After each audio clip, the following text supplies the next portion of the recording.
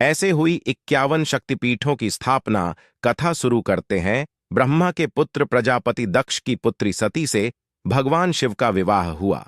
कुछ समय बाद दक्ष को पूरे ब्रह्मांड का अधिपति बना दिया गया।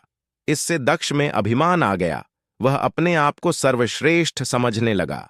एक यज्ञ में भगवान शिव द्वारा खुद को प्रणाम न करने पर दक्ष ने उन्हें अनेक अपशब्द कहे। दक्ष ने शिव को शाप दिया कि उन्हें देव यज्ञ में उनका हिस्सा नहीं मिलेगा। यह सुनकर नंदी ने भी दक्ष को शाप दिया कि जिस मुंह से वह शिव निंदा कर रहा है वह बकरे का हो जाएगा। कुछ समय बाद दक्ष ने एक भव्य यज्ञ का आयोजन किया।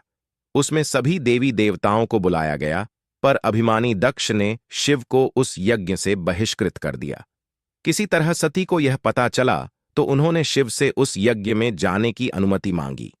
पहले तो शिव ने उन्हें समझाया, पर जब वे नहीं मानी तो उन्होंने सती को वहां जाने की अनुमति दी। सती अपने पिता के घर पहुंची तो दक्ष ने उनसे आंखें फेर लीं।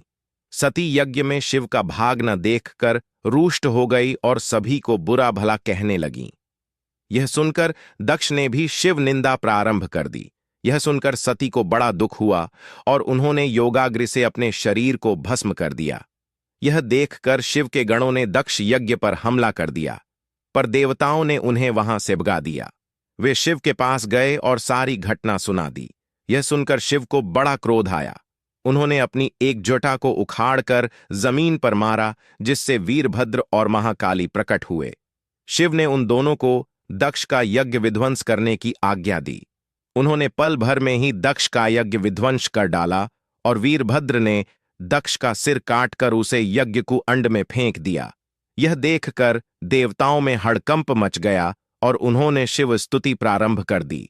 उनकी स्तुति उन्होंने सभी को जीवन दान दे दिया और दक्ष के शरीर पर बकरे का सिर लगाकर उसे भी जीवित कर दिया। बाद में शिव की अनुमति से दक्ष ने अपना यज्ञ पूरा किया। अपनी प्रिय पत्नी के शव को लेकर शिव पूरे ब्रह्मांड में घूमने लगे। उनके प्रताप से सारी सृष्टि जलने लगी।